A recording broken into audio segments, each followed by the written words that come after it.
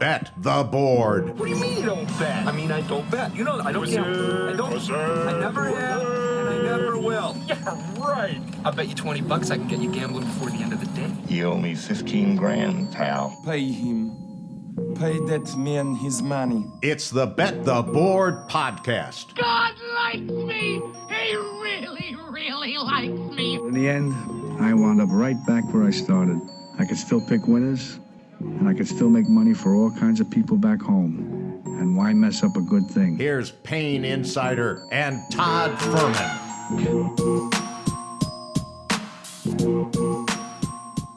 Welcome into the Bet the Board podcast, powered by FanDuel Sportsbook.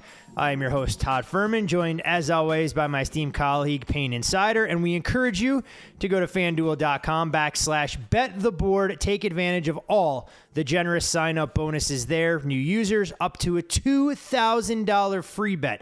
Bet the preseason, bet Major League Baseball, bet the NFL regular season. FanDuel has you covered this upcoming football season. And Payne, it didn't take us long in 2021 to get our first best bet winner of the season. Ah, you remember that?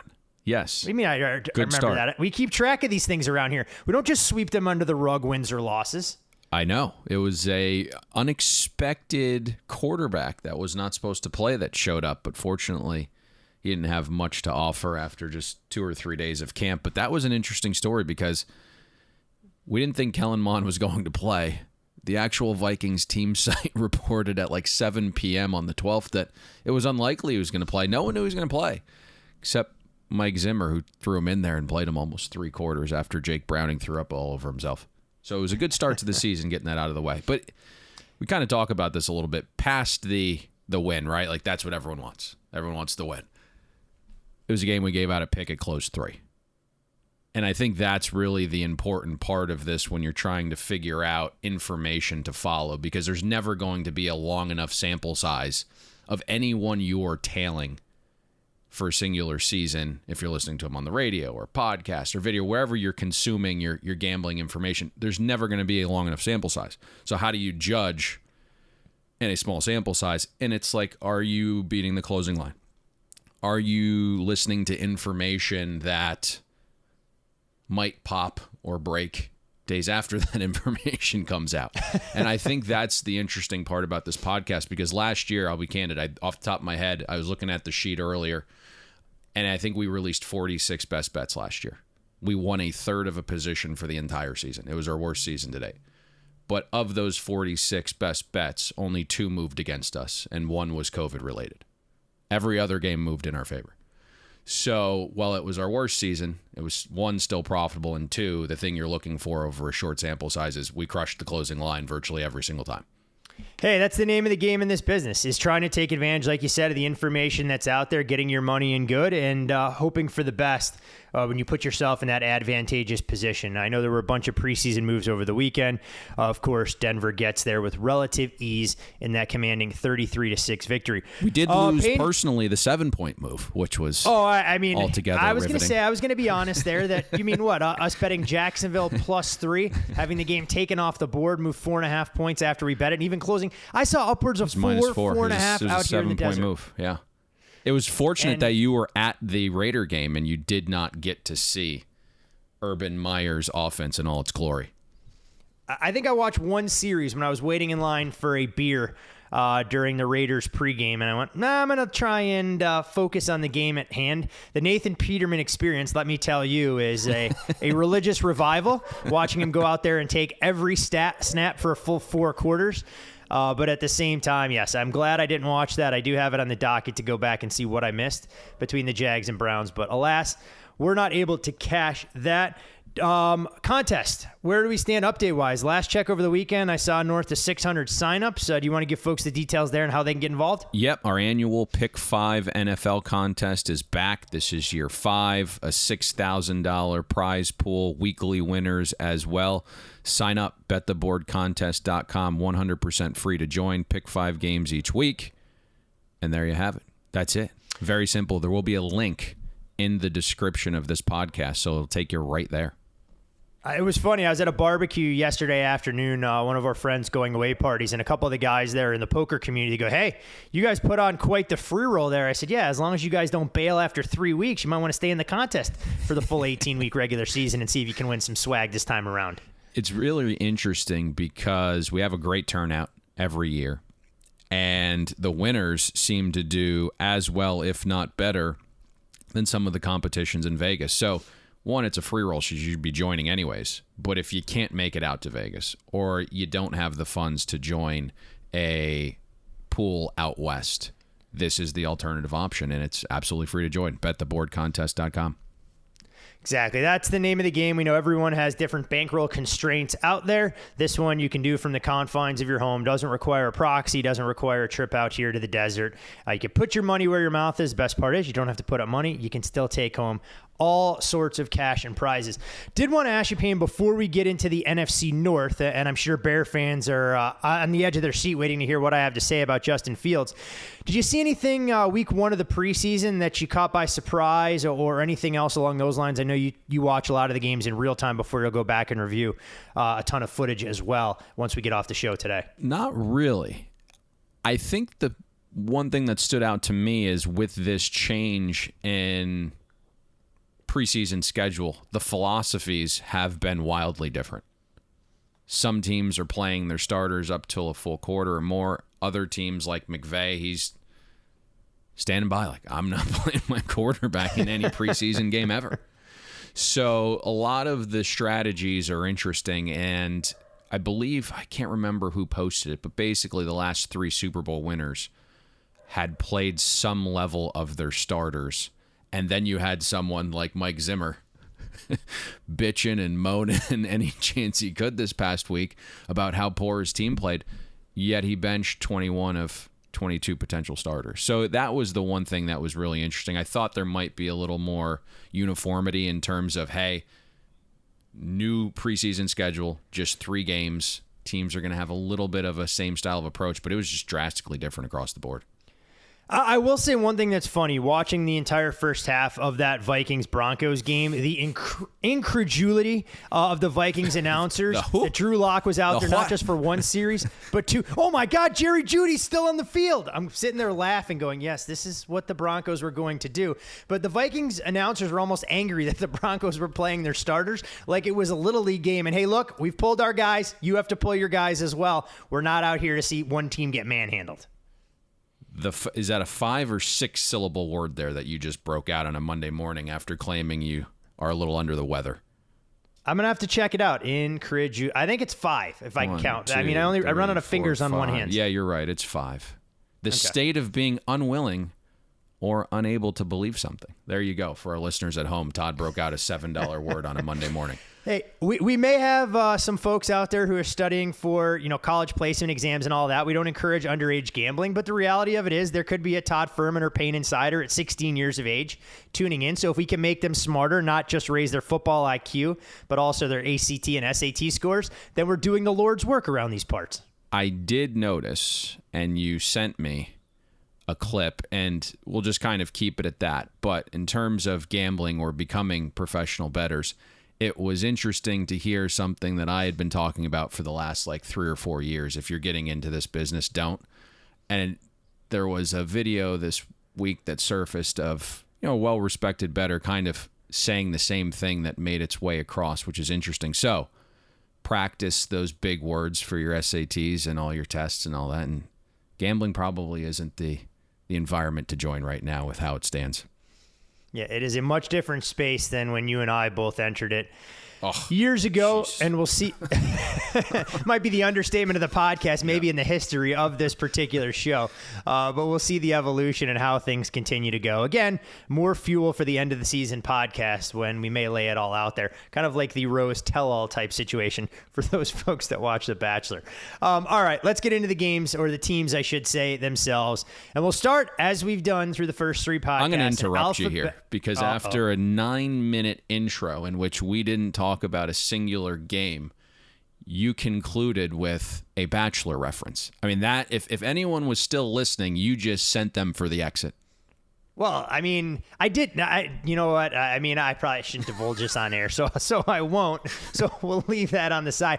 I actually haven't watched that show probably in I want to say 4 or 5 years. It's probably since I got into it, but amazing. It still creates content on social media, but no, it is not in my regular rotation by any stretch of the imagination. The Chicago Bears, will they be in your regular rotation of viewing on Sundays this week or this year? We'll find out. I'm not sure if Bears fans are going to want to roll out the red carpet after their response on Saturday. But when we look at the Bears, they're 5-1 underdogs to win the NFC North at FanDuel Sportsbook. You look at their win total, it's 7.5, shaded to the under, minus $1.20. Credit to some of my Fox Sports colleagues who found a nugget here, and I understand why Bears are so sensitive when you take shots at their starting quarterbacks.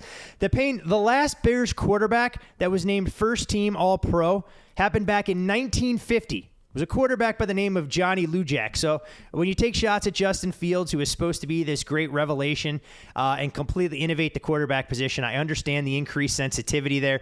This was a Bears team last year who started out hot 5-1, finished 3-7 down the stretch, but did find a way to back into the postseason. They finished at 500 or worse in 7 of the last 8 seasons, but to Matt Nagy's credit, they have reached the postseason in 2 of 3 seasons where he's been at the helm. When you look at the team's offensive identity, they've really lacked one. It's a bit problematic when that's in your head coach's DNA, and maybe more so for Bears fans. They're just 1-9 the last 10 games with the Packers. But as you begin to break down this Bears team, I feel Fields provides a logical starting point. Everyone wanted to anoint him the next great Chicago Bear. I had to throw a little bit of water on that fire going, you know what quarterback actually performed better in his preseason debut? Mitchell Trubisky, the man they jettisoned to Buffalo and didn't pick up his option for the 5th year. It's really an interesting offseason in the sense that if you're on social media, the clicks, the buzz, the retweets, the favorites seem to be coming from anointing all these young quarterbacks as the next great thing. I mean, Trey Lance threw a touchdown pass on, was it his first throw or second throw? Yeah, I think it was his second. And then you didn't hear anything about the 5 for 14 completion rate the rest of the way. It was just that one play. We all know he's talented, right? And we all know Justin Fields has talent, and he's probably provides the Bears a spark, and certainly it's the quarterback that will allow them to have a little bit more variance. But at this point, to me, the Bears' success offensively comes down to Matt Nagy. And what is that guy? Because to this point, he's been nothing more than a byproduct of Andy Reid's success. He's not someone that's been able to stand on his own merits. Every single year, the Bears' offense has regressed under Nagy. And you start to look at some of these numbers, they're staggering. He started in 2018 with the 20th most efficient offense, dropped to 25th in 2019. And then if you remember, Todd, it was a game we broke down. I believe it was a Thursday night game, so it was on one of our Thursday podcasts. It was Vikings-Bears. And he gave up play calling duties to Bill Lazor. Oh, the Monday Nighter. Was that a Monday Nighter? Okay, so it was Monday night. Yeah, because I think the Bears played the Bucs last year. It was their Thursday night game, I That's believe. Right. Memory serves me correct. You're spot on. And so he basically told Bill Lazor, like on a Thursday or Friday, like, hey, you're going to call the plays for the Monday night game. And at the point Nagy gave up play calling duties last year, Chicago was 28th in offensive efficiency. This is year 4 for Nagy. So unless he struck the lotto with Justin Fields, Nagy's out of a job at some point before next season. Now, he came out early this offseason, was like, hey, I'm taking back play calling duties again. So he's not going to die on somebody else's sword. It's going to be on his own merit if he doesn't survive this. But I can tell you, it seems like Chicago's content trotting out this Nagy-Dalton combination, at least at the beginning part of the season. And that's probably not a good combination because it's a coach that hasn't produced at an above average rate offensively in 3 years. And the offense is going to be ran by a 34-year-old quarterback that wasn't good enough for the Bengals organization, right? And produced last season 17% below an average quarterback. You can see why the Bears' win total has dropped a little bit. Now, whoever's starting under center, whether it's Dalton or Fields or both of them at some point this season, Nagy's got to figure things out, man. We talk about this all the time, like making the quarterback's job easier. Throw on first down. Use heavy formations a little bit more, right? There's no reason when you look at the makeup of the Bears roster and their offensive construction that these things aren't happening. In 3 years under Nagy, the Bears O-line's finished with an average ranking of 27th in line yards. The O-line's gotten zero push, right? Nothing. And if you're a Bears fan, you're like, that's pretty true. Like, we can't move anybody. And yet Nagy's 51% run on first downs the first 3 quarters last year. And you look at the production on those first down runs the first 3 quarters. Chicago's 23rd in success rate. But passes over that same stretch, Chicago is 6th in success rate. A 16% increase in production when Nagy dialed up pass on first down the first 3 quarters. He runs it more than throws it with a horrific blocking O-line. It makes no sense. I think we joked about last offseason, Todd, about Ryan Pace picking up every tight end known to mankind. I think they had like 8 tight ends on the roster at one point. But Nagy used 2 tight end sets 19% of the time. He lived in 3 wide sets. And when the Bears trotted out 3 wide sets, their efficiency was 7% below an average offense. With 2 tight end sets, Chicago was 5% above average. And yet, despite the roster construction and despite the production, Nagy didn't do what was good for the offense. So, you had this GM just load the roster with tight ends, and it just wasn't ever used. Nagy's like, gonna do my own thing. So it's really interesting to see what the offense looks like this year. The schedule difficulty increases big time. Bears offense goes from facing a bottom 5 schedule of defenses last year to an average schedule this year. The improvements made to the O-line in the offseason haven't quite come to fruition yet. Tevin Jenkins, 39th pick from Oklahoma State, hasn't practiced yet due to back injury. The same injury that nagged him in college. He is your projected left tackle. Jermaine Ifedi, the projected starting right tackle, is also out right now. James Daniels, the starting right guard, has been missing in action. These guys need to get back and start building some continuity if that line's going to improve. I don't like the Bears offense, but in saying that and kind of going back to Justin Fields, I think there's some variance which can equate to positivity. If Justin Fields looks like a first-round quarterback, then stock up, But Fields hasn't been looking great through camp. Maybe he's a gamer. But there's a lot of what I've been hearing is he's not throwing with anticipation. That was a little bit of his weakness at Ohio State. He's not seeing everything. There's young guys on the O-line. If they can't gel, that'll be trouble, but they might be able to improve as time goes on. You had a disappointing year from Cole Kmet as a rookie, but he's got a lot of upside. There's weapons there that are interesting. I have a man crush on Allen Robinson. He's just been able to dominate at basically every level of the route tree. Darnell Mooney has an elite trait with his speed, so there is hope. And I think eventually, if not early, it's a tough opener, right? Throwing Justin Fields into that. But after a couple of weeks, I think he does at least provide an ability with his legs to at least change some of the looks you're going to see defensively and at least provide some hope. Because I think if you say, hey, I'm trotting out Andy Dalton there and let me know what you think on this, and we start the season 0-4, Matt Nagy's going to have a tough time keeping his job. But if you start Justin Fields and there is some element of hope, and even if you win 8 or 9 games, but it looks like you have your franchise quarterback, then the GM and coach might be able to save themselves for another season.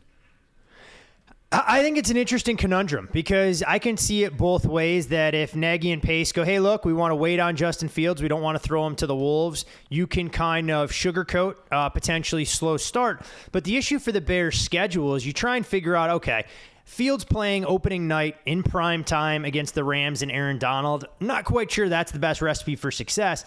Do you run him back week 2? I don't know if that's quite when you want to do it, where you have an Andy Dalton type revenge scenario, him playing against his former team in the Bengals. Week 3, you go to Cleveland, and then you have back-to-back games, which might provide a logical landing spot if you wanted to give Fields a chance to work against inferior defenses in the Detroit Lions, and then at Las Vegas in early October. The problem from their Payne, they go through a 5-week stretch after, which is going to test any quarterback's mettle, which include games against Green Bay, at Tampa Bay, home against San Francisco, at Pittsburgh on Monday night, and we get a bye week inserted in there before the Baltimore Ravens come to town. So it's not as like, there's a huge logical window to get Fields out there. So I think it's going to be fascinating to try and watch how quick a hook that they're going to have on Andy Dalton early on. Yeah, at some point you just have to rip the Band-Aid off.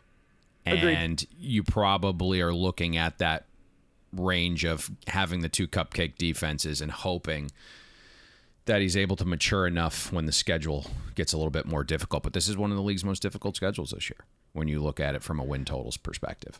Now, I want to dig into Justin Fields a little bit more because, the first two drives he enters the game against the Dolphins and he's backed up in his own end, and that's going to change play calling dramatically. But then a lot of his success was predicated on playing third and fourth team defenders. Now, he looked very good, but I hope he's able to hit a wide open tight end streaking down the left hash. And when we talk about preseason games, Todd, we start to look at some of the backup quarterbacks. And it's like, do these guys have legs? Because that's a big advantage if they do in a preseason game when you're just trying to manufacture offense in the third and fourth quarters in these preseason games. So what was noticeable when you talk about just a starting perspective, the Dolphins' talent was far superior to what Chicago had. So much so that even though Tua was picked off in the end zone, he was moving the ball all over without 4 of his top 5 weapons. And I think that'll be the other interesting element to this Bears team is, does the defense take another step back? Well, it's a great question. I mean, personnel remains largely the same for the Bears. You do lose Kyle Fuller. You add in Desmond Trufant, hopefully to fortify that secondary. But when you look at the Bears, 3 years ago we talked about it. There was a team that lived on forcing turnovers. They created short fields for their offense, and you knew a regression was coming from that side of the ball. The reality of it is the Bears last year were amongst one of the best teams in the entire NFL as far as red zone defense is concerned, holding opponents to touchdowns on a shade less than 55% of their opportunities. But overall, they had the NFL's 14th ranked scoring defense. They gave up more than 23 points per game after ranking top 10 in each of the previous 3 seasons. And you've seen their takeaway numbers really subside. 37 over the last 2 seasons compared to 36 in just 2018 alone. Now, they do get Eddie Goldman back to help clog the middle. Roquan Smith has turned into more of a force as far as the linebackers are concerned. And you started to see what Bilal Nichols could provide in the absence of Eddie Goldman. Akeem Hicks pushing for an extension. We'll see how much he can stay on the field for. But Robert Quinn, Payne, I have to imagine there are a lot of Bears fans and folks sitting in the front office going, wait, we committed how much to this guy? And we got what level of productivity? Hard to believe this Bears defense can go anywhere but down. It's really interesting because I do like the pedigree of their new DC, Sean Desai. He's been with Chicago since 2013. He's climbed his way up the ladder. He constantly praises Vic Fangio any chance he gets and calls him his mentor. And Desai's alluded to the fact that he's not going to change much. It's all about tuning up and refining because he likes the Fangio scheme. What I would expect is more disguise and coverages because Chuck Pagano was very predictable and vanilla in the secondary last year. I think this defense will look more like Fangio from a coverage scheme perspective, where they're going to show the quarterback something pre-snap, then roll into coverage they actually want to be in post-snap. If you've paid close attention and you hit this perfectly, Chicago's defense the last few seasons have had these incremental downgrades as players in the system get older, or there's some cap casualties that force guys out of town, or there's regression in some of the turnover metrics that you mentioned. And then you've also had a downgrading in DCs. It's so much tougher, I think, to the naked eye, identifying an elite defense regressing to good than a good defense dipping all the way to bad. So we haven't really seen it at the national level that Chicago's defense has been regressing. Everyone still thinks it's like this elite defense. But if you're looking metrically and really digging into these things, pressure rates have dipped substantially, right? 2018 defense with Fangio and a 27-year-old Khalil Mack registered a 33% pressure rate as a team that year. Fangio leaves, and in 2019, Chicago's pressure rate dips to 29%. And then last year under Pagano, it dipped again to 23%. The lower pressure rate impacts the secondary, so coverage has regressed as well. Going back to 18 with Fangio, the Bears were number 1 in defensive pass efficiency. 2019, it fell to 11th, and last year, 13th. So again, from the surface, when you look at Chicago and the parts of the field where they got torched, it would appear to me it's scheme-driven or lack of depth. And I think that kind of goes into what we've talked about, right? Like the coaching has gone down, the departing of some players. Because if you really look, the Bears did a good job defending opposing teams' number 1 and 2 receivers, but the rest of the defense and coverage got picked on. The Bears were dead last in defensive pass efficiency, defending any other receiver that wasn't a first or second option. And I think that's probably the biggest question mark this season as well. You hope Sean Desai does mimic Fangio's coverage schemes, and that helps. But Jalen Johnson, that's going to be your horse. And I think he's got potential, and he performed really well as a rookie, showed he was willing to play lots of press man coverage. But if he's your number 1, there's some questions there, especially he's coming off his 3rd shoulder surgery. Eddie Jackson, one of the league's best safeties. Let's see if he can return to form. Tayshaun Gibson had a solid year, but I think the biggest question by far is cornerback too. You mentioned Kyle Fuller leaving. He went and rejoined Vic Fangio in Denver. They brought in Desmond Trufant. He hasn't been able to stay healthy. Artie Burns is also on the roster. Can he be serviceable? I don't know, but he's also coming back from injury. All the rave seems to be about this young kid, Kindle Vildor. He's right now, I think, the leader in the clubhouse for the number 2 job. He's a high-end 2-star recruit that was a 5th-round pick from Georgia Southern last year. He gave up 16 catches on 21 targets, 2 of which were touchdowns, and allowed a 124 passer rating. Doesn't mean Vildor can't grow, but that's not the prototypical traits of a starting corner in the NFL. Let's see what comes of that. But what I do know is the Bears defense plays a top 5 schedule of offenses this season, a top 5 schedule of passing and pass blocking offenses, and the most difficult run schedule. And so when you mentioned Akeem Hicks kind of holding out a little bit and wanting a new contract, if his agent's smart, he's probably going to bring that up and tell the organization, like, you need me, looking at this schedule. The quarterbacks Chicago faces is scary. Burrow and Daniel Jones project to be the worst on the entire schedule, but you see Aaron Rodgers twice. You get Brady, Stafford, Cousins twice, Russ, Carr, Lamar and Kyler, Big Ben, and you have the ascending Baker Mayfield in that Browns offense. There's not many quarterbacks on this schedule where you say, like, we're going to be able to overwhelm those guys. So unless Desai is basically Fangio Jr. and Khalil Mack returns to 2018 form, and Robert Quinn, who you mentioned, I cannot believe that contract. I think we talked about it and joked about it last year. Unless he returns to his 2019 form and the secondary stays healthy and Danny Trevathan can figure out how to not be the worst cover linebacker in the league, I think we probably see another defensive dip here, Todd. Going to be an interesting team to watch. I know it's not a popular opinion when you talk about Bears fans because they have a loyal fan base that lives and dies with this team. So it's always interesting to kind of gauge sentiment, see where the level of optimism may or may not be. And of course, it all stems from them trading up, to their credit, to try and get a quarterback that they think can revolutionize their franchise. I do, in the back of my mind, have to wonder how much of that was predicated on passing on some of the elite quarterbacks we've seen in the National Football League now, knowing the increased pressure there and living with that Mitchell Trubisky decision. Here's what I want to say about this, kind of from a betting perspective and a team perspective, if you are a Bears fan. When you look at the win total of 7.5, it doesn't provide a lot of optimism.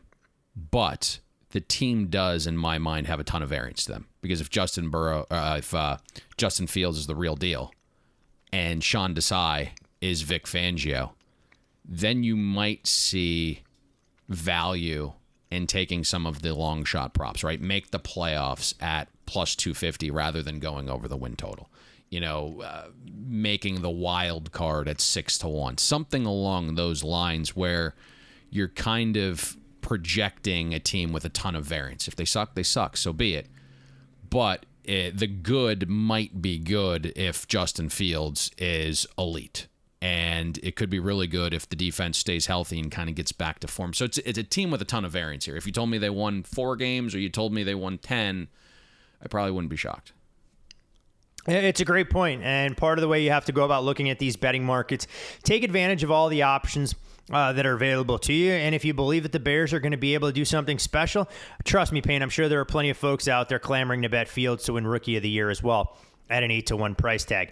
A team that, in my opinion, doesn't have a high ceiling and it may not have that high a floor would be one of the other members of the NFC North, and that, of course, the Detroit Lions. who find themselves 19-1 underdogs at FanDuel Sportsbook to win the division. Their win total sits at 5, shaded under minus $1.20. When you look at this Lions franchise, I don't need to go through the laundry list of underachievement. Last won a playoff game in 1991, 27 years since they won the division, face a top 5 schedule of opposing offenses, or overall difficulty, I should say. And if it's not a harbinger of things to come, you always have to love it when a team fires your head trainer just hours before your preseason game against the Buffalo Bills. Payne, I think when you talk about the Detroit Lions, the most logical place to start, maybe even conclude, is with the coaching staff they've assembled, not just Dan Campbell, but everywhere else underneath him. And for the listeners, we wanted to approach the Lions differently because this season, there's only going to be varying degrees of bad. As you mentioned, Todd, the win total's 5. A good bit of pro money is on the under. It's why you're seeing a couple 4.5 start to emerge in the market. Detroit is like one team throughout our entire preview series where, Todd and we kind of talked strategy on how to go about breaking down the Lions. And it's because there's this complete regime change and scheme shift on both sides of the ball and a different quarterback under center. Talking about last year is kind of irrelevant, and I think we want to speak more to the big picture about Dan Campbell and the staff and really the Lions organization in general. And I'll start by saying this, and it's not going to be pretty, but Dan Campbell wasn't the Lions' first choice. There was another Campbell, Matt Campbell, from Iowa State, and I think your colleague, Todd, at CBS, Dennis Dodd, broke this story that Matt Campbell turned down almost $70 million to be the Lions coach. To stay in Ames, Iowa, nonetheless. The organization is that bad. And we've seen it over time, right? You force these elite Hall of Famers in their primes to retire early in Barry Sanders and Megatron. It really tells you all you need to know. But in comes Dan Campbell, and there's a lot of guys in this league that will sing his praises. Sean Payton's one of them. Campbell always seems to be placed higher within the list of head coaches than coordinators. He's either been a tight ends coach or an interim head coach, and occasionally he'll get tagged with assistant head coach even though he's a day-to-day tight ends coach. He's never called plays at this level on either side effectively, right? So you've got a CEO, really, and his job as a CEO is to bring in smart people and just manage the team. He's not my style of coach. I've dealt with him down here in Miami for multiple seasons, and he held the interim job in 2015, I believe it was, when Philbin got fired. He's this rah-rah guy, right? Pound the table. We're going to be more physical than the other team type coach, not really strategic or X's and O's driven. Doesn't seem to be into analytics. You heard his opening presser, and he's talking about, chewing the leg off the other team. It's very bizarre. Now, Miami won its first 2 games under Campbell with the interim tag, and then the rah-rah wore off. They went 3-7 down the stretch. And I just wonder how long that approach can work when you're losing lots of games. You look at the staff he's put together. Really interesting. I mean, you hire Anthony Lynn as your offensive coordinator, former running backs coach. Lynn was a interim head coach / OC in Buffalo in 2016, and he had the most run-heavy offense in the league. And then in 19 and 20, he was with the Chargers, and they lost 20 regular season games. And the offense basically had a governor on it. And you start to look at this preseason game, and you don't want to take too much from it, but Dan Campbell claimed the Lions were treating it like the Super Bowl, and he played his starters for a full quarter. And you're trying to implement these new systems, so you're trying to do things that would help you for the regular season, I would think. And somehow Anthony Lynn ran on 52% of first downs in a game they never let in for 58.5 minutes. So, and then he goes and botches the endgame situation offensively on the go-ahead drive because he couldn't manage a clock. And so there's a lot of questions from a coaching perspective. And then you move past that and you look at the rest of the hires. Anthony Lynn and Dan Campbell said, hey, we're not going to hire someone that maybe has a little bit different mindset to hear other ideas. No, we're going to hire Deuce Staley, another running back and running backs coach. And he played in Philly for 7 years. He coached in Philly for 10 years, was running backs coach for the last 8. And they never moved him up past running back coach despite interviewing for the OC job multiple times. They basically, to appease one of their own, they gave him this foreign title of assistant head coach. But the bottom line is, Deuce Staley made a lateral move after 8 years to a lesser organization. Does that tell you what he is? And I completely understand when you look at the makeup of this roster and you look at some of the construction of it, the O-line's probably the best position group on the Detroit Lions roster. And then you have maybe the most talented offensive weapon is your running back in Swift. But if you think Jared Goff in a year where he's trying to regain his confidence is going to be the guy to bail you out on 3rd and long all season, you got another thing coming. And then defensively, it's like, who did he hire? Aaron Glenn. And I think you and I are being both 80s babies. You're going to remember Glenn as this Jets defensive back with the oversized jersey and the extra long towel. But, I mean, he's been the Saints DB coach for the last 5 seasons. And you can certainly give him credit for part of the defensive rebuild, although I think that goes mostly to Dennis Allen. But what's interesting over the last few seasons is you could pinpoint the area of the defense and hell, the Saints' entire team where their weakest link was, and it seemed to be the secondary. They were constantly trying to add little parts like Janoris Jenkins and Malcolm Jenkins, and there was this constant retooling in the secondary. Aaron Glenn coached Marshawn Lattimore directly, very hands-on, and Marshawn Lattimore has regressed every single season he's been in the league. As a rookie, he played at a Pro Bowl level, lockdown-type corner. He's regressed in his second season, was above average in 19, and last year he was a below-average corner, all on Aaron Glenn's watch. And so the Lions are going to have to navigate this season, and you mentioned this perfectly, playing one of the very best schedules of offenses. And you're looking at the overall strength of schedule according to win totals. The Lions play the 7th most difficult schedule. I will end it on this, Todd, because I want to go glass half full here before we just turn every Detroit Lions fan away from listening to this podcast forever. There are only 7 of them out there, so if all 7 happen to be listening to the podcast, we appreciate you guys being loyal subscribers to Bet the Board. If you look ahead to 2022 and beyond, at least Dan Campbell and the staff are going to have the opportunity to turn this around. They're going to be able to die on their own sword. They're going to have a say because cap-wise, Detroit has above average money to spend in 2022, and it'll increase even more if they can somehow get Jared Goff off the books. And if you look at current day draft capital and assign value to each pick every organization has, the Lions have the most draft capital as we speak right now, Todd.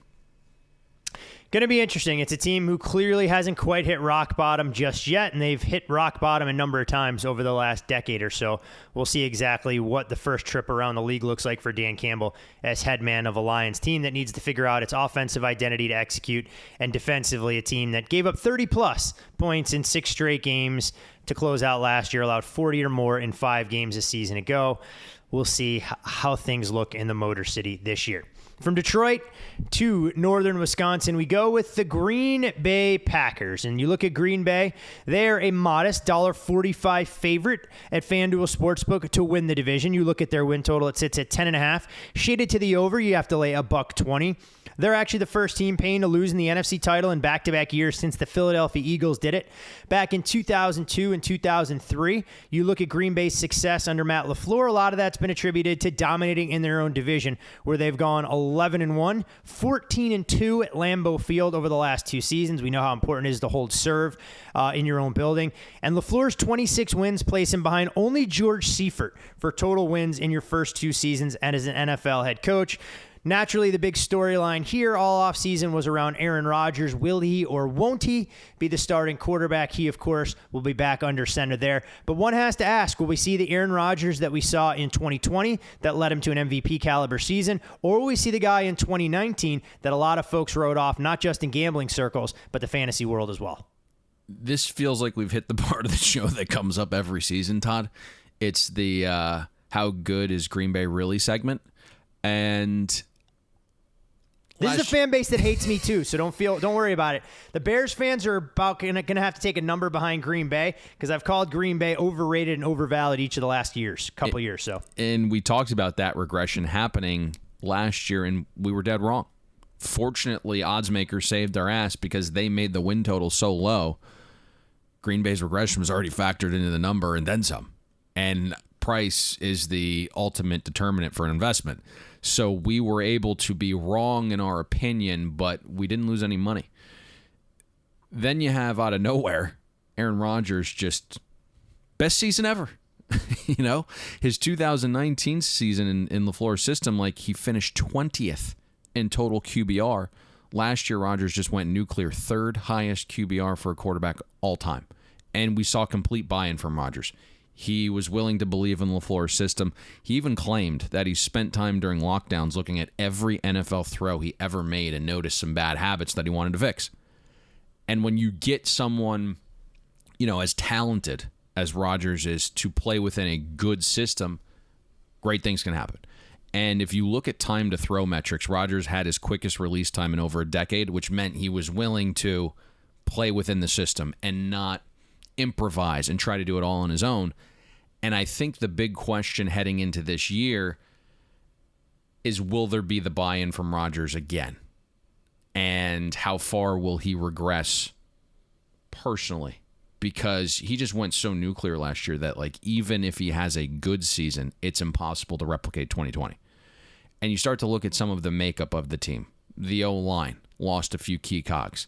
And then on top of those, question marks with Rodgers' buy-in and the O-line regressing and him personally coming down to life just a little bit, you look at the schedule Green Bay's going to face. It's the largest difficulty swing year over year.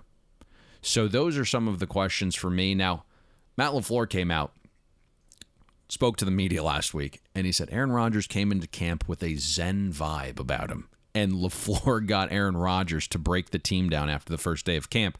And apparently Rodgers delivered a pretty great speech about buy-in and commitment and living in the moment and accomplishing goals this year. And that's great. It kind of confirms that Rodgers will be a professional and that all the question marks we might have about his rift with the GM and the organization isn't going to be a factor. But again, he can't replicate last season, especially when you look at the schedule. Green Bay projects to face a schedule of defenses top 5 overall and against the pass, top 5 against the run and on third downs. Last year, the schedule in those categories were some of the worst in the league. And now you're looking at this offensive line and you lose your all-world center, Corey Linsley. Green Bay allowed Rick Wagner, their starting right tackle, to walk. David Bakhtiari turns 30 in September. He's coming off an ACL tear, which doctors haven't cleared him from yet. And the talk is that he's not going to be ready for week 1. So basically what's happened is Jenkins is being cross-trained at left tackle. When you put it all together, you've effectively downgraded all 5 positions along the O-line early in the season because, again, Linsley and Wagner are gone. And then you're forcing your guards like Jenkins and Turner to play out of position at tackle spots where they're not as good. So you've downgraded all 5 positions along the O-line as it stands right now. Let's see when Bakhtiari returns. But what's really odd here is you're looking at a market price of 10.3 wins, basically. That's the average across the market. And you've added a game to the schedule. And oddsmakers are really only pricing Green Bay about half a win better from this time last season where we thought that they were projecting a ton of regression, which means, like, relatively speaking, oddsmakers are down on Green Bay again when you look at the team that's won, I think they're like 26-6 in the regular season the last 2 years. So it's really an interesting team from that perspective. It's like the market, even when you see a team, hey, at 10 wins, it still says there's not a lot of buy-in here from some gamblers and from some oddsmakers, Todd. It's a fascinating look, the way you try and parse out how some of these numbers suggest what a realistic outlook is for the season. Yeah. Now, you did see the Green Bay Packers division price ping pong all over the place amid speculation that Rodgers wasn't going to be the guy. I saw some shops open as low as minus $1.35. It did take some money on Green Bay, driving it up in that $1.60, $1.70 range. But also have to say one caveat to it. And of course, I don't know what FanDuel's liability looks like. I don't know what anybody other shops do. You have to try and elicit and attract some Green Bay money if you were taking money on the Minnesota Vikings at prices of plus 250 or plus 260 when everyone thought there was a realistic chance that Rodgers wasn't going to be the guy. Yeah, absolutely. You do have to make that adjustment. You do have to change the look of your book in terms of what type of money you are taking in.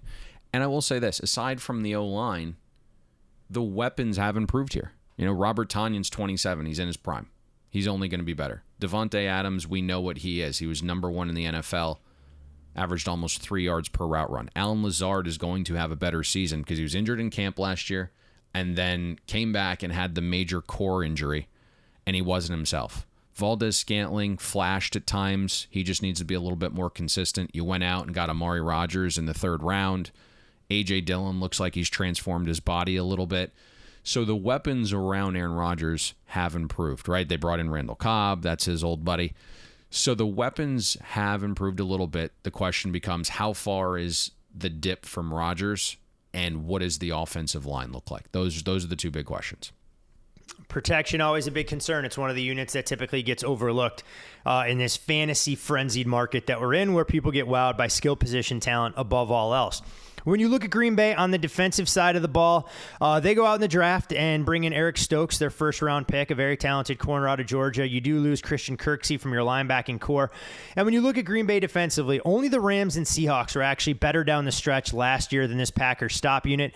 They ranked top 10 in the league in yards per game. They were 9th passing yards per game. They were 7th red zone defense, 8th.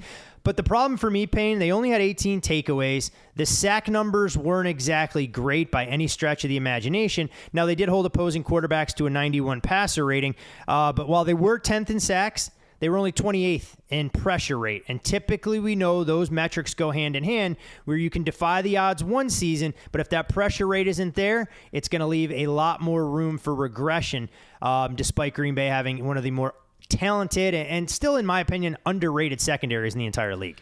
And you're also going to have a scheme shift this year because you have a new DC in Joe Barry, who was under Sean McVay in Los Angeles when Matt LaFleur was there in 2017. So those two guys are close. That's why he was hired. Joe Barry's been a defensive coordinator 2 other times, in 2007 and 8 with the Lions, then again in 15 and 16 with Washington.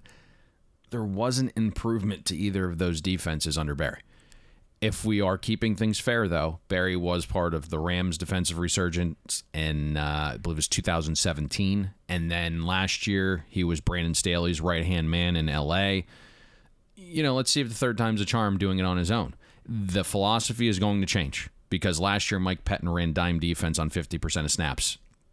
6 defensive backs is that formation, okay, on the field at once. League average was around 13%. Pettin used the least amount of nickel, which is 5 defensive backs. And just based on Joe Barry and Brandon Staley, what they did in LA last year, expect nickel defense to be the Packers' base this season. Aaron Rodgers came out this week and said he hasn't seen a defense like this in practice. Far more disguise and coverages.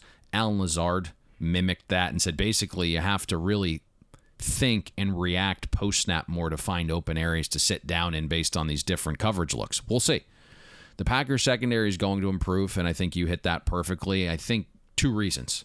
You're looking at the schedule difficulty of passing offenses, both down to down and in explosiveness. That's going to decrease year over year. So a softer projected schedule. And then the other reason is Eric Stokes, the first rounder out of Georgia. He's apparently the real deal. If you look at where the Packers secondary struggled last year, it was defending opposing teams' second receivers. You're always going to be fine on the side of the field where Jair Alexander's locking down, but Kevin King is barely a serviceable starter. Number 2 wideouts put up the 9th most production against the Packers last year, so if Stokes can come in and contribute early, that's going to be a huge boost. Savage is an absolute monster back there at safety. I think we also have to pay close attention to the Packers' front 7. There are some question marks there.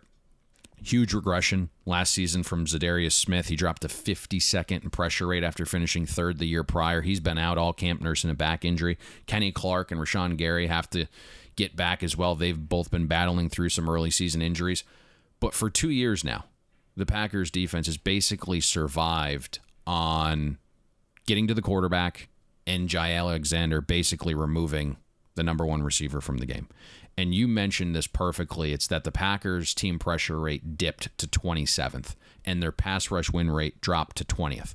And that's important because it seems like Green Bay has this massive dichotomy in performance when getting pressure versus when they're not. And obviously, right, like defenses do better when they get pressure. I'm not splitting the atom here saying this, but effectively, the Packers had the largest swing in defensive production in the entire league when looking at pressure versus no pressure. Green Bay was dominant when they got pressure, but slightly below average when they weren't. So Zadarius Smith needs to get healthy. Rashawn Gary needs to continue making strides. We saw his production improve a season ago. I think Joe Barry would be smart if he got Preston Smith more in the mix. The poor guy was dropped in coverage so much last season, he didn't really have a chance to get after the quarterback. But I think Green Bay has the opportunity to perform at an above-average rate this season defensively, barring injury to Smith or Kenny Clark. So tiny stock arrow up for this unit, Todd. Yeah, I think Green Bay is a fascinating team. I mean, I've been critical about their level of physicality and inability to stop the run, but I don't mean to be a full-blown detractor here. We'll see how they perform relative to the market, and we'll get a great indication right out of the gates when they go into a hostile Superdome as road favorites to see what Aaron Rodgers looks like, along with this particular stop unit against an unsettled quarterback situation in New Orleans. What's really interesting about that, Todd, though, and if Joe Barry mimics Brandon Staley is from the analytics mindset. He basically dares you to run the ball. He wants you to run the ball.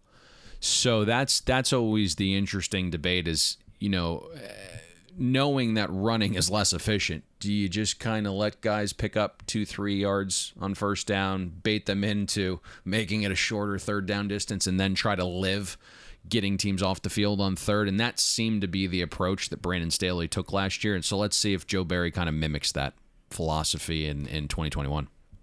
Yeah, the one difference being is there's a man in Los Angeles that allows you to disrupt the interior pressure in Aaron Donald that I don't quite think the Packers have on their roster.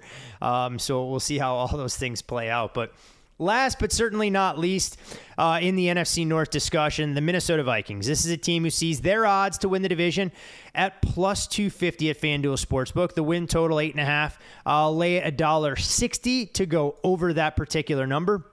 When you look at 2020, hey, look, it was the first losing record that Coach Zimmer has produced since he was at the controls back in 2014.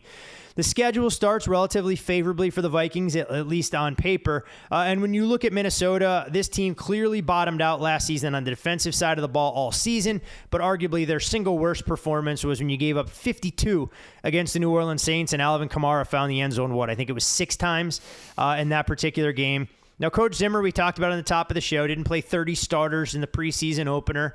Everyone doesn't need to panic yet because the Vikings lost 33-6. In comes Clint Kubiak taking over for his old man as offensive coordinator.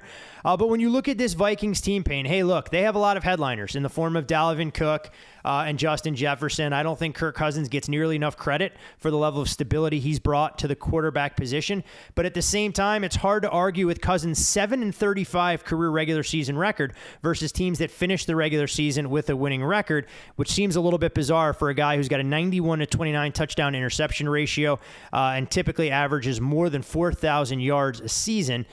With a coach that would rather run the football. When you look at Minnesota offensively, can this team replicate how efficient and how explosive an offense they put on the field each and every week last year? I'm not sure. And I was shocked how well the Vikings offense performed last season. You lose your coordinator, Kevin Stefanski, who won Coach of the Year, and a playoff game for the Browns. Your best weapon in Stephon Diggs left for Buffalo, and somehow Minnesota went from 10th in offensive efficiency to 8th. Top 5, early down offense, red zone offense, and overall explosiveness. So that was a really great performance from Minnesota last year. Now, there was some noise in that numbers if you kind of back out some of the blowout games that they were in where their offense performed down the stretch. The offense didn't look as good, but overall, very good when you think about some of those factors I mentioned with OC and best weapon leaving. You mentioned the coordinator change this season. Vikings go from Gary to Son Clint. The schedule of defenses increase in difficulty from below average to fringe top 10. There appears to be a large increase in some of the situational defenses Minnesota faces with big leaps in both third down and red zone defenses based on projections. And I think you probably want to talk about the elephant in the room, and that's the O-line. And you don't need one of those. You can be fine without one of those. It's perfectly okay. It seems to be the weakest part of the Vikings every season. And Rick Spielman struggled to improve that line, whether it's in free agency or the draft. The injury bug hit some guys. Others aren't performing to expectation. Christian Darrisaw was penciled in as a day 1 starting left tackle. Groin surgery and now core muscle surgery. It doesn't look like he's going to be starting week 1. Ezra Cleveland penciled in at left guard. This is going to be his 3rd position in 3 years. Played tackle in college and right guard as a rookie. Garrett Bradbury, the 18th pick in 2019, been a massive bust so far. Hopefully year 3 we see some improvement, but he graded out the 34th best pass blocking center among those that played at least 8 games. The 86th pick in the draft this year, Wyatt Davis, 5-star kid from Ohio State, has been good in camp as a run blocker, but from what I'm hearing, just a matador in pass protection. And so when you take a guard with the 86th pick, you don't expect him to be third on the depth chart at this position. And that's where he sits right now. Brian O'Neill at right tackle is solid. But I think, where I'm going with this is the unit was supposed to be improved day one in a big way. So much so, Seth Galina wrote an article in May about the most improved units in the league. Think about this for a second. 32 teams. If you break it down to 8 units per team, quarterback, running back, receiver, tight end, O-line, D-line, linebacker, and secondary, that's 256 possible units. Galina had the Vikings O-line as the most improved unit in the NFL. Now, there is time for this to be the case, and I think it's possible Minnesota's O-line improves as the season goes on and the young guys get into the mix, but it's a problem right now, without a question. Everything else offensively does bode well. If Clint Kubiak's anything like Dad, we're going to see some diversity in formations, which is great. Leave opposing defenses guessing. Minnesota played 3 formations, at least 22% of snaps last year. There was probably far too much run focus on second down, which was the Achilles heel of the offense. But if Clint can identify that, there shouldn't be regression even with spotty O-line play. Justin Jefferson in year 2 could become one of the league's best, finished 7th in defensive adjusted value above average among all receivers, almost 2.7 yards per route run. Only Devontae Adams was better. Thielen, one of the best technicians when it comes to route running. It looks like Minnesota has enough bodies where wide receiver 3 should upgrade this season, whether it's KJ Osborne to start or D.D. Westbrook when healthy, or later on in the season if Smith Marset can grow within the system. Everyone is saying Irv Smith Jr. is going to have a massive breakout season. He's been all the hype in camp. As a pass catcher, we saw him grow in year 2. Yards per route run, ADOT, and drop percentage all improved. Does need to get back to his rookie form helping in pass protection, but could be a big year 3 for him. The one thing we do want to keep an eye on is Delvin Cook and his effectiveness catching balls out of the backfield. The schedule of defense is projected to be one of the very best limiting running back production through the air. That's been a huge part of the Vikings offense. In 2019, they averaged more than 11 yards after the catch on targets at or behind the line of scrimmage. Last year was almost 10.5 yards. Delvin Cook's a big part of that, so something to consider if you're potentially between Cook or another back in fantasy. But if Minnesota just gets average O-line play and Cousins plays with added motivation now that the organization hired his replacement, I would expect another top 10 offense that will get far more help from its defense this year. Well, you mentioned the defense, and I think this is the more interesting unit, in my opinion, in terms of upside, yet unknowns at the same time as it pertains to the Vikings. And we can start with the change in personnel.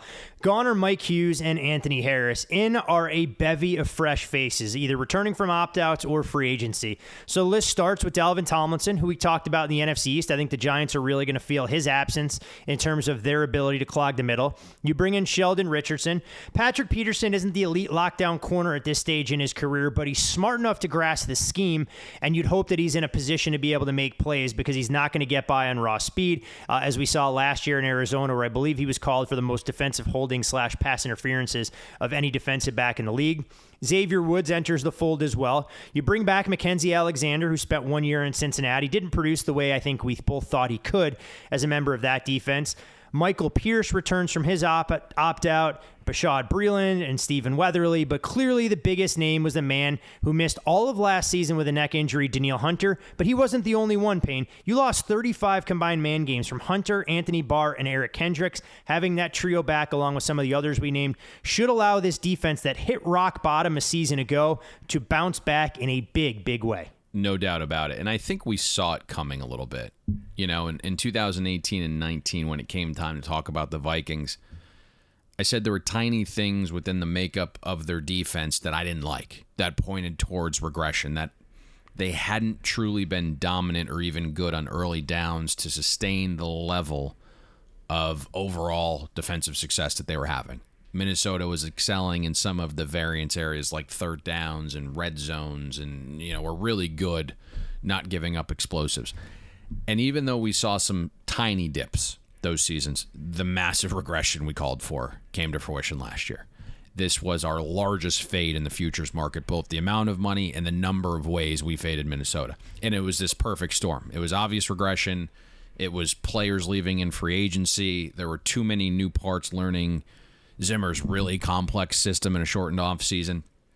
And then no fans in the stands for a team that had the best home field advantage under Zimmer. I think we talked about that ad nauseum. It was the largest dip the entire year in home field advantage. Everson Griffin, Xavier Rhodes, Linval Joseph, Trey Waynes, and Mackenzie Alexander all left. Anthony Barr and Eric Kendricks missed 19 games. Danielle Hunter, the best pass rusher, missed the entire season.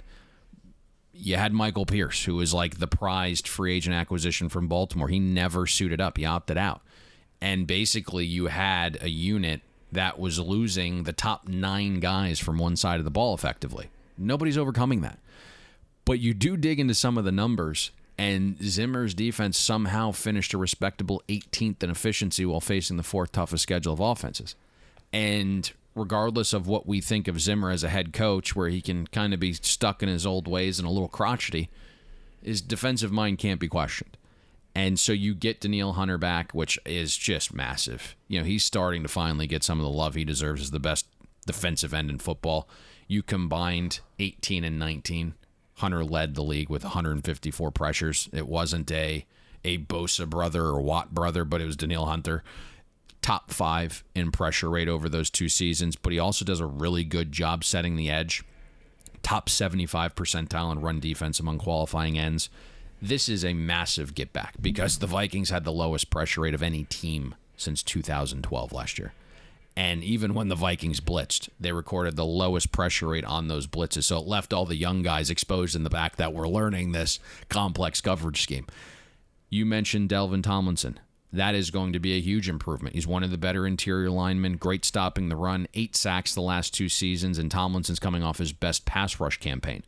Michael Pierce, we mentioned, is coming back. He's one of the best run stuffers in the league. In his interview in the Denver game, I'm not sure if you heard that, but he said, expect some pressure from me. I've spent the last 12 months improving and refining that part of my game. But having those 2 guys in the middle immediately improves the run defense that finished 30th in rush efficiency and allowed almost 5.2 line yards per carry, the second most all time. Sheldon Richardson was brought back. You mentioned that. It's a reunion. I believe he was there in 2018, so he'll be part of that 3-man rotation inside. Eric Kendricks and Anthony Barr back in the middle. Kendricks is arguably a top 3 cover linebacker, and again last year allowed a 60 rating when targeted, only 5.3 yards per target allowed. Veterans at corner that understand the system will start. I'm not being biased, but few, I think, have talked about Bashaud Breeland's importance to Kansas City's defense the last few seasons more than us. He's now starting for Zimmer, and they're hoping a resurgence from Patrick Peterson. Minnesota did lose Jeff Gladney, the first rounder from 2020 after legal trouble, which absolutely sucks. But the other rookie corner, Cam Dantzler, graded out the 3rd best defender in Minnesota last year in a shortened offseason. So tons of promise there. I think there's some upside with DJ Wanham as well. Has a chance to be an impact guy in year 2. He was the other rookie that was thrown into the fire out of necessity and generated a respectable pressure rate considering all the circumstances. Zimmer likes him so much. That's why Minnesota passed on edge rusher at 14 and traded back despite every mock draft saying differently. Upgrades across the board defensively with signings and health and young guys having a full offseason. You pair those things with a schedule of opposing offenses that goes from top 5 overall against the pass to roughly average, okay? And so I think we'll see Zimmer's defense get back into the top 10 in defensive efficiency without question this year, Todd. And when you look at the Vikings schedule, if they need to build momentum early on, they'll play 3 games at home, arguably 2 of their 3 most difficult opponents for their first 6-game stretch. You get Seattle and Cleveland back-to-back weeks, late September, early October. Their 3 road games bookended Cincinnati and Carolina before they go into their bye week 7. So see if the Vikings are able to make hay early on this season and help us achieve one of our desired goals from a best bet we gave out earlier this season. Encourage folks to go back and listen to the College Football Podcast if you want to know how we've chosen to invest in the Minnesota Vikings. so far this season. As always, you can follow Payne on Twitter at Payne Insider. I'm Todd Furman. You can follow me there. Most importantly, follow the podcast at Bet the Board Pod. All the links for not only our 6K football free roll available there, but also to get you to sign up for FanDuelSportsbook.com/BetTheBoard.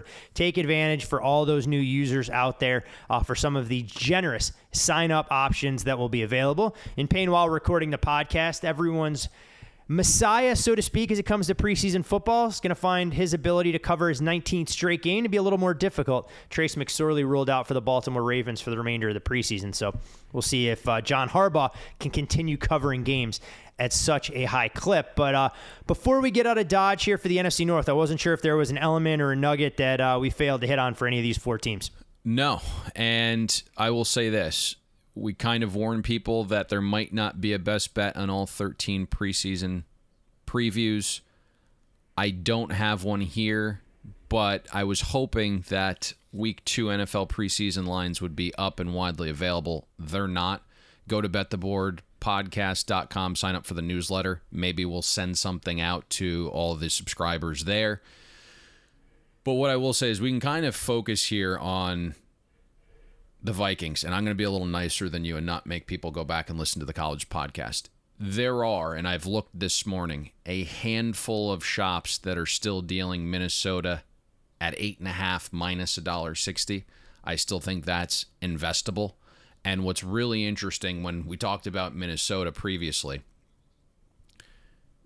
we thought they would go from like 8.5, and I said, hey, this team might actually get to 9.5 by the time things kick off. And a rash of shit has basically unfolded in Minnesota, with Jeff Gladney being removed from the team, Christian Darrisaw getting re-injured, seemingly Cousins and Zimmer throwing jabs at each other via the media. And so not the best. And then you had Aaron Rodgers return. And despite all of that, we're now looking at 9.2, the market consensus on the Vikings. It tells you how wildly mispriced this was when we gave it out. But again, if you can find 8.5 minus 60, there's at least 2 spots I saw this morning that have that. I would make sure you get in on that. I will say one thing about the preseason, Payne, 2 games that you and I discussed before coming on the podcast. Let's just say those numbers are no longer widely available. We thought were 2 spots that had them. Yeah, at the 2 spots that opened, as more and more books have come online, I don't think either of those numbers are going to make it into the mix, but we'll have to do some digging. Yeah. And should we see some opportunity there? Well, they weren't available because some of the sharper shops opened a normal number. No, exactly. They opened the numbers. They opened the numbers where the numbers should have opened. So we'll see if there's a little bit of wiggle room for any of these games. With a full slate on Saturday, you'll have 1 game Thursday night, 2 games on Friday, and even Sunday night and Monday Night Football next week. So I'm sure we'll be able to dig into something when we reconvene on Thursday to attack yet another division. Half of the National Football League officially down, broken down, easy for me to say, as eloquently as we possibly can. Again, for those folks, if this is the first time you found the Bet the Board podcast and listen to the NFC North, go back and listen to the AFC North, the AFC East, the NFC East, and all 5 Power 5 conferences from the college football ranks. Plenty of content as the season inches closer by the minute, by the hour, by the second. For Payne Insider, I'm Todd Furman with the Minnesota Vikings win total ticket in hand in the NFC North. We'll see you at the window. Thanks for listening to Bet the Board. You can catch Todd and Payne every Monday, Wednesday, and Thursday during football season, breaking down the biggest NFL and college football games. And to make sure you don't miss any free best bets, subscribe to Bet the Board on iTunes, Google Play, Spotify, or wherever you listen to podcasts.